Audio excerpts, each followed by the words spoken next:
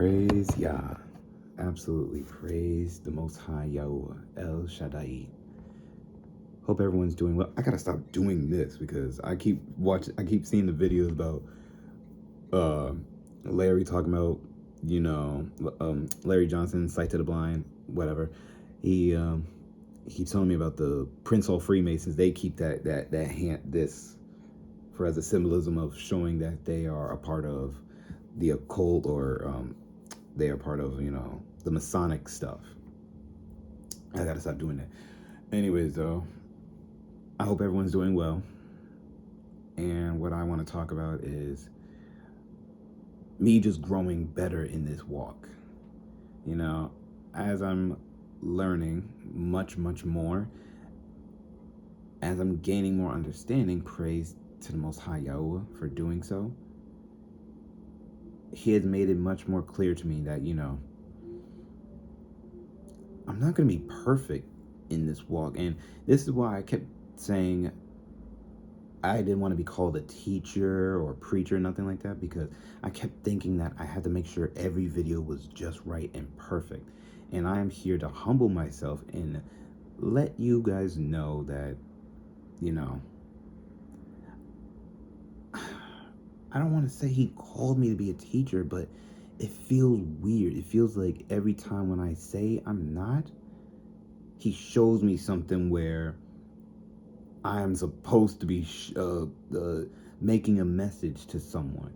The only reason I kept denying it is because I was weak, because I am weak in my flesh, because I keep falling to my own vices, because I keep transgressing, because I keep falling into lust.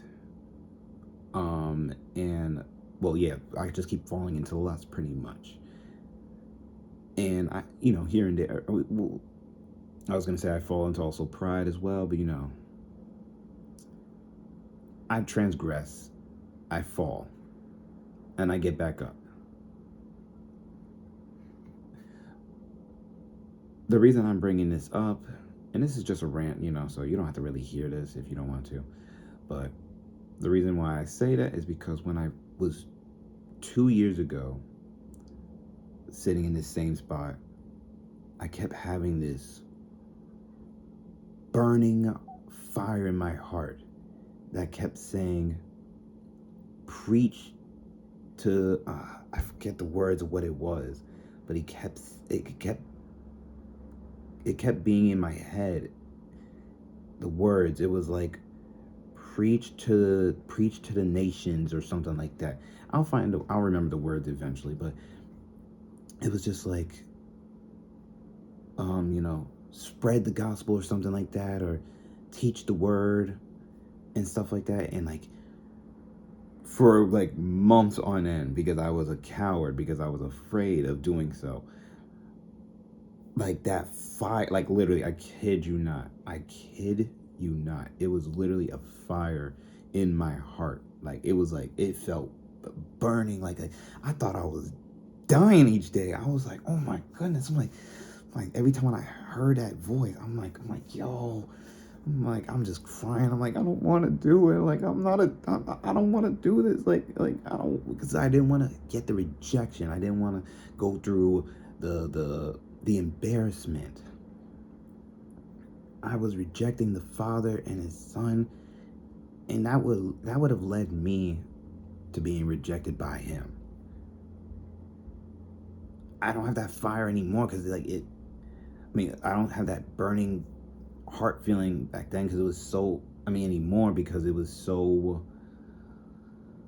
I don't know, I guess I just kept pushing it back and pushing it back and pushing it back until I just didn't feel it anymore. But now, as I've been doing the little videos here and there,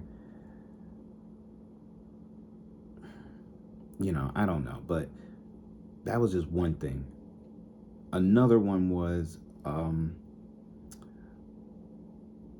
when I talked about, like, maybe a month ago, about a little bit of my testimony and stuff like that, when I fell into transgression. Like, I went like a month of not like semen retention, you call it, or whatever those things are called, no fap. when I was like a month in, then I chose to fall again, and I was just at like tears and just shame and guilt, and I was like, yo, I give up, I quit, yada yada yada. And then like I just didn't read the word for like a week, and I just had the mindset of like, like, oh, this might be my last day, if he strikes me now, I'm going straight to hell, and I'm just like, it is what it is. I was in like depressed mode. And then he kept telling me, I just kept hearing in my head Isaiah 43, I believe, 46. Let me go to it real quick. Just give me a second. Am I backwards? I think it's backwards. Yes, there we go. Was it 43?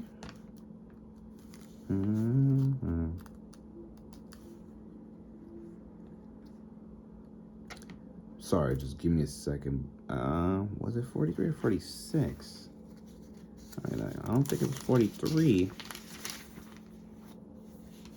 It definitely wasn't 46. I forget which one it was, but I have the screenshot on my phone, but he was just telling me that he called me to be a light to the Gentiles, to open blind eyes, and to deaf, give ears to the deaf, deaf ones. But y'all get the point.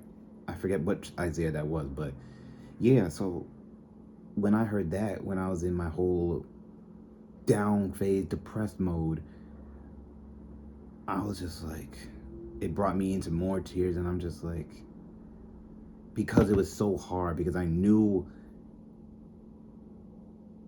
just know in this walk I'm going to be hated for it,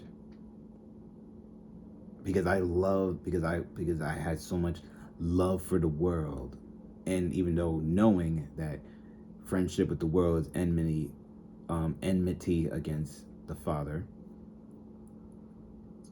I was trying to still live both worlds. Even now, I still have that difficulty, that problem of trying to teach people. I mean, not trying to teach, but, trying to share his word while also trying to be friendly with everyone at work and my friends, rather than teaching them teaching them scripture, and telling them to repent. But I just pray that for the Father to give me gold to be tried in fire. And then when waiting for those opportunities to come to me, like when when they just bring it up randomly, then I'm like, oh, this is the opportunity for me to say something about the word and whatever.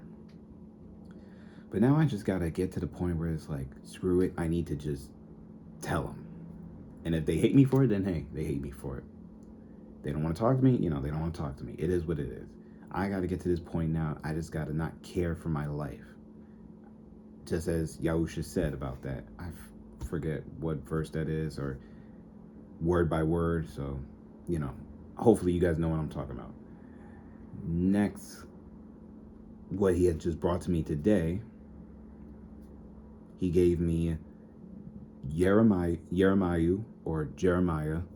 chapter 11, verse 2. Hear the words of this covenant and speak to the men of Yehuda and to the inhabitants of Jerusalem. Or, hear the words of this covenant and speak to the men of Judah and to the inhabitants of Jerusalem. So, there's other verses too that he has told me, but it's just crazy, man. It's just crazy that he's really telling me to, he keeps pushing me to make videos and let people hear it. And I've always had this feeling like I just knew, like, this was going to be. Like, even in my youth, when I was just hated for no reason, where I was being, I guess I don't need to go that far. How do I put it though? What I did notice was, for some reason, people was always inspired by me. Like, I made a video on this long ago, but I'm pretty sure no one cared for it. in the video, I was talking about how wherever I go in the world, I just happen to inspire someone, whatever it is I was doing. Like for basketball, for instance, that's the main one I was talking about. You know, I would just be in the deepest corner. I don't want to be bothered by no one. I'm just trying to work on my game and all that. I got that whole, um, like, locked in, serious face, don't bother me type of face. Like, literally, my face would be like, I don't want you to bother me. And I would just be so locked in doing my workouts. And I'd just be at perfect peace doing it. And then out of nowhere, someone would just be like it was always the youth. It was always like a young kid, like 11 or so. I guess the age don't matter, but the point is they were young, and they would just be like, you want to play one-on-one, or can I work out with you? And I always just be like, I'd be like, huh? Nah, I work alone, sorry. And sometimes, it'd be adults too. They'd be like, yo, you trying to work out together, or trying to shoot around, blah, blah, blah. And I'd be like, nah, I work alone. There'd be like so many other people around just doing the same thing I'm doing. And they would just go to me instead. Like, I guess you can just say it was maybe my energy, but I don't think it was my energy. I think they were just feeling the presence of the Most High covering me, Like he said, we are a light to the Gentiles. Even though some of those people, they were brothers, like, my complexion or blood. The point is, he was just always with me, and people just were just attracted to me like a moth to the flame. They weren't coming after me, but they were coming after the Most High who was covering me. Even though they couldn't see it or understand it, they just would just go to me. Does that make sense? I'm not here to gloat or boast or anything like that. I just want people to really get a little bit of my life and how I have been struggling to hold two worlds when he is trying to make me let go of one where I am still holding on, which is completely sad.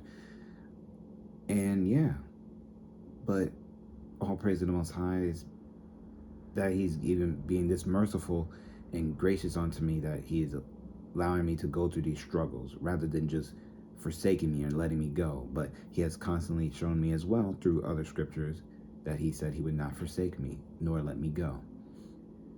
But I'm pretty sure, eventually he's giving me so much time to make the choice, because I believe he's just trying to get me ready for the second Exodus. And if I'm not willing to let go of this world, he's going to leave me to that final to that final test. Like, am I truly going to choose him or choose my own will and ways? Like, for the second Exodus, if I miss that, then the final test would be at the arms of the beast, where he kills or slays the saints who hold the commands of the Most High. So those who are protected from the second Exodus, that gathered to be preserved, to be protected, those who are left, they will be slayed or slain for holding or guarding the commands. And I believe he's trying to prevent me from having to suffer through that. This is why he's just constantly trying to make me say, screw the ways of this world, just be hated, so that I can escape that judgment and let my enemies be judged for persecuting you, for doing wrongdoings to you, and not hearing or listening to the words of Elohim. And I have to get out of my flesh. much more. That's what I'm working on now. I'm working on getting out of my flesh, because at the end of the day, they're not hating against me. They're just hating against his word, because his word is true. It's not me they're hating. It's he who's covering me, who's protecting me. He's using my vessel to share to share his love to the world, that we need to repent and seek after him. We need to repent and submit ourselves to serving him. But people don't want to do that because they have too much pride, whether they know it or not. Even if they're the nicest person on earth, if they're not willing to humble themselves and say, let me take a look at what this guy is saying. He seems sincere, or there's something about him that's telling me, that's pulling me to wanting to do this. But a lot of people have pride and they don't want to do that. But where else do I want to go with this? I'm not sure. I was just going with the flow of what I was speaking on, but yeah, it's just crazy times we're in, and right now I'm just trying to, even if I don't make it for the second Exodus, I'm just trying to do what's right in the end. So it still feels weird. I just wouldn't. It's up to you to call me a teacher or not. I'm not gonna really give myself that title, because I still think of what Yahusha said about being a hypocrite. First remove the plank out of your eye, and then you can help your brother remove the speck out of his. Because I still struggle with my own vices. I still struggle. So how can I really help someone on like with their struggles if I'm still struggling myself? I'm still going to share his word. As I just realized in this walk, it's not perfect. And now I'm really getting it. After giving an offering to him, which I'll talk about in a second, after doing an offering to him, he has just filled me up with so much understanding and wisdom and knowledge, like to learn how to really humble myself. And I'm just like, wow. I'm just like, yo, this feels so good. And it reminds me of when I was deep in reading his word a few years ago, when I was just reading all of his renewed covenant, the second covenant. I was just, it felt like that all over again. This peace, this, it just feels good. I'm just like, wow, yes, yes, yes. I have to understand that as a teacher, I'm not going to be perfect, especially in the beginning. And because I was fearful of that, because I didn't want to be reproved or disciplined or corrected. I didn't want to be corrected in my teachings. That's why I always try to be perfect by copying others and in their ministries of what they teach, when I need to do what the Most High has told me to teach, or what he is showing me to share onto others. That's what I need to simply do. It's that simple. But yeah, so now to the offering part. I feel like there's something else I was missing. But to the offering though, I know many people don't do the offerings. I should say a lot of people don't do the offerings. They think we're not supposed to do that because Yahusha died for us already and we don't have to do those things. Or they like to use Shemuel on better to be obedient than to sacrifice. I just want to say on that one, he was just, it was basically saying that, you know, we are just, we're supposed to be obedient. We're supposed to be obedient, and he rather have someone who's obedient than sacrificing. But I guess that made no sense. Let me put it this way: we all understand, or we should all understand, that this is a relationship. It's not a religion. It's not a religion. It's a relationship. So therefore, as we are in this relationship with the father or husband, whichever you prefer to call him, we should know that pleasing him in any relationship, we will want to please our significant other on the things they said they love, not like they, what they love. Would you not, for your spouse or your significant other, would you not want to see them at great joy? Especially when they do so much for you. Hasn't he not done enough for us already? We have a roof over our heads, some of us, plenty of us. Some of us have abundance. We have money, we have a home. He has preserved our life from before we knew him, before we got to truly know him.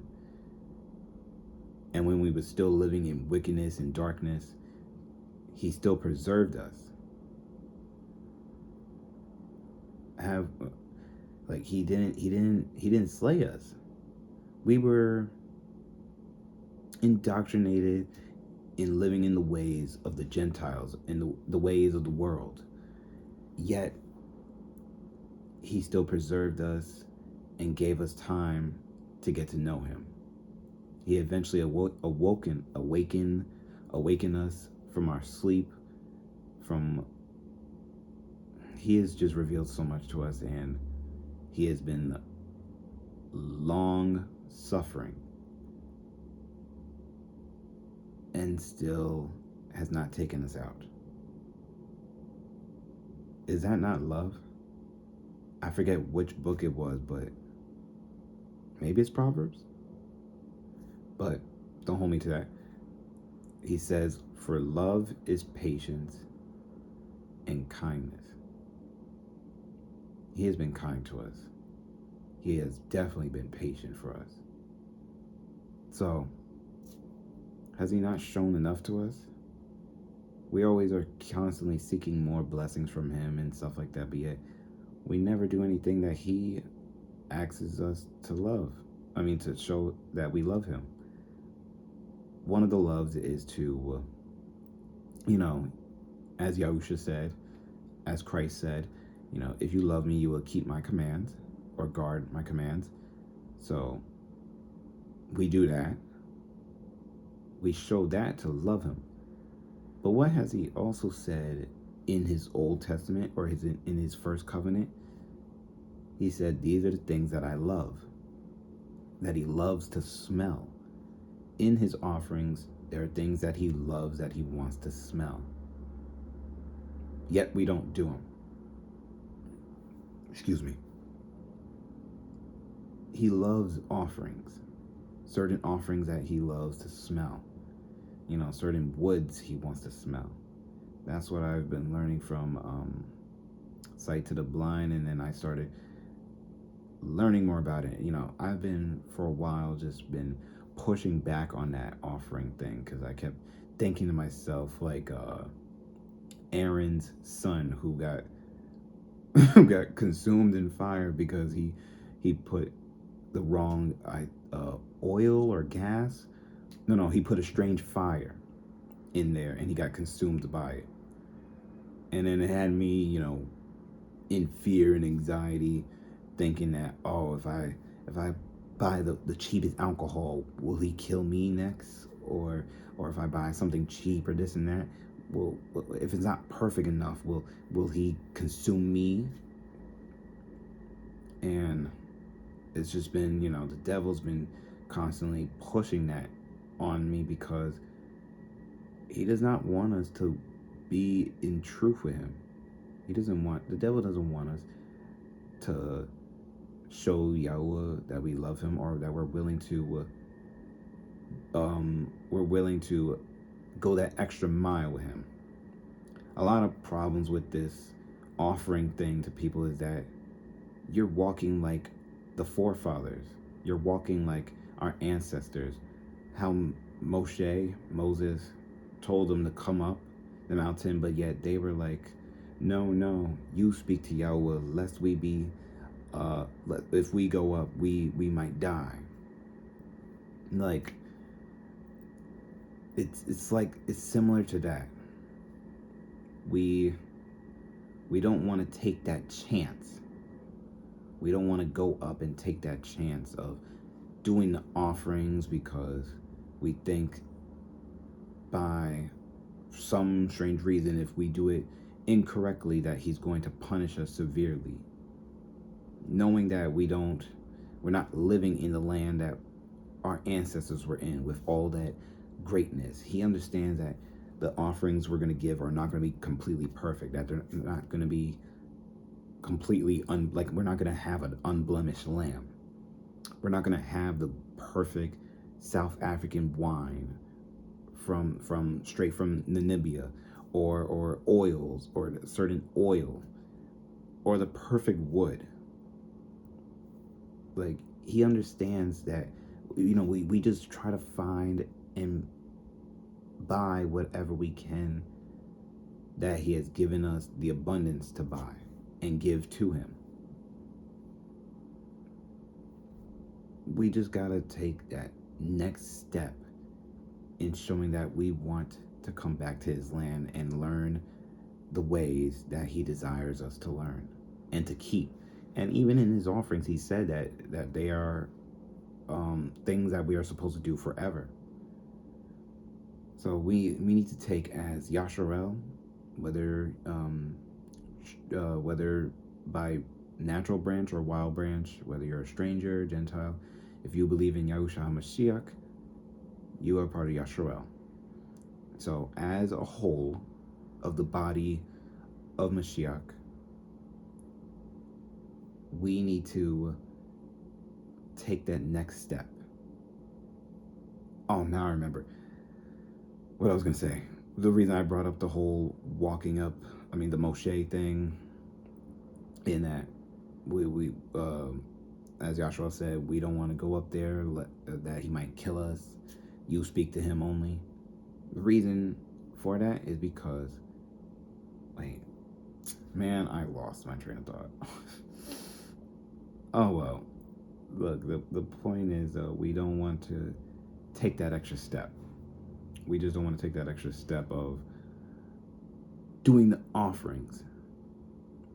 Because, I don't know, some people might say it's too much work, it's too legalistic or something like that. Look, all I'm saying is we just got to show the Father that we love him. That's it. It's a relationship. Let's just get that through. Especially for me, I'm just trying to ingrain that in my head as hard as possible, that it's a relationship. I understand. I already know it by word and all that stuff. I'm just trying to have my flesh deeply know it. Just like how we study certain verses, and then as we keep practicing or saying it over and over, now it's ingrained in our head, and now we can say it without having to look at it. I'm trying to have that same way of understanding that this is a relationship. Because I always think of this relationship one-sided, like it's about me, but it's not. It's all about him. And I need to learn to deny my flesh to understand that. And making this offering has helped me so much more. We don't want to be reproved. We don't want to be corrected. That's what I keep forgetting. The whole Moshe thing, and our ancestors not wanting to go up there because they don't want to be well, not them, but it's similar to that because we don't want to do the offerings because we don't want to be corrected. We don't want to buy the certain wines and the certain oils and the certain meats so that he can correct us. That was my problem, at least. I'm not going to say it was pride, but it was just me not wanting to take that extra step because I didn't want him to correct me. But he's humble and merciful. He didn't come at me with the rod when I did the offering. He helped me understand it. Like after I did it, a few moments after, maybe a few minutes, as I just sat there and just thought, out of nowhere, it just popped in my head just so clearly. I'm like, he brought me to a verse. I forget what verse it was. I think it was Leviticus. He said he brought to my thoughts. He said Leviticus chapter 2. It was Leviticus chapter 2 verse 1 second. Sorry. Man, this video is very long. My goodness. This video is very long, so I appreciate everyone who's listening. Thank you. I appreciate it. It was Leviticus chapter 2, verse 14. I think it was, Leviticus chapter 2, verse 14. Or was it 1? 11. No grain offering which you bring to Yahweh is made with, no. Yeah, it was Leviticus chapter 2, verse 14. And he said, and if you bring a grain offering of your first fruits to Yahweh, bring for the grain offering of your first fruits, green heads of grain roasted on the fire, crushed heads of new grain. Now, obviously I didn't have all that, but what it just basically brought me to was that that word, first fruits. And then that led me to what happened with Cain and Abel, or Abel and Cain. How Abel gave the best of his offerings to Yahweh, and Cain gave seconds. And again, as I did this offering, I realized after I did it, he brought into I didn't realize, Yah put it into my thoughts as I was just thinking of all those verses. When he sent me Leviticus and stuff like that, and then the first fruits, then I walked back to my kitchen, and I'm just sitting there like this. I'm like, I looked at the oil, and I'm like, it's already been open. I'm like, I didn't give him my first. I just bought the wine. That's nice and all, but the oil, it's already been used. Hence that was my seconds. I didn't give him the first.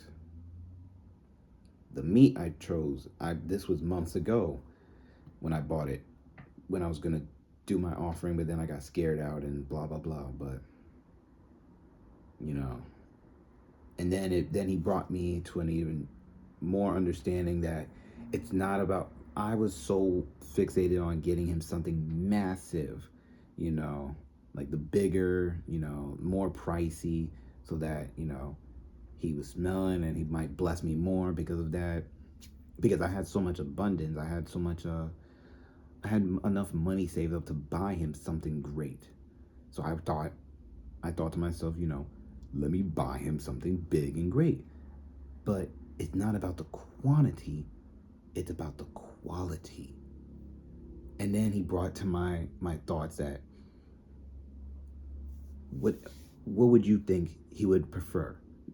A small piece of unblemished lamb, a nice little small piece of unblemished lamb for us to give an offering to, or this giant piece that is blemished? That's the best way I can just put it for short. Like, would he rather prefer a nice little small piece of pure clean lamb, or this big fat chunk that's been, unclean or, unblemished. I mean, blemished. And my problem was I was just trying to get him the biggest and most expensive piece, thinking that it was about the money that I was giving to him, but it's about the purity of um, it's about the effort. It's about the effort. I gotta stop doing that. It's about the effort of what we are doing for him and the quality. So the quality just shows how much effort we're willing to do. So I guess that's pretty much it. That as for towards my offering, for my first offering, it was not perfect. As anything we do with the Most High, it's never going to be down right to the T. We just gotta we learn from our mistakes. Well, he corrects us from our mistakes, and then we learn from it. So yeah, so he didn't beat me with the rod. It wasn't nothing how I imagined it to be, basically. I didn't think I was going to be, I thought I would be, completely chastised and beaten for giving him a bad offering, but he was merciful and very, very subtle with it. He just let it known into my thoughts and showed me where I needed correction. And now I got it. So now I'm going to do better for my next offering. Whenever that is, Yah willing. I just got to be better at hearing his voice. Ah, man, it feels good though. It feels good to make this video. I feel so much of his ruach, helping me through this. And I know this video is way too long, so I don't know. Whoever watches this all the way through, man, blessings onto you. Much blessings onto you. And to this ending, all I can say is just give an offering. Just give it a shot. Remember, he understands our situation, where we're at. We're not going to be perfect, and he's not going to destroy you. He's not going to destroy you because you got him an incredibly bad lamb. Like, remember, he reads our heart. So he knows your intentions already. He knows in that supermarket that's the best they got right there. Or that's the best wine you think that he would probably prefer or like. Or that oil, it's not from Africa, but it's from Italy or France or whatever, that oil, it is what you can do. And then eventually, over time, he will lead you to other sources to get better ones. We just have to take that step. That's it. So anyways, though, I hope everyone has a blessed day. Until next time, thank you for watching. Love you all. Shalom.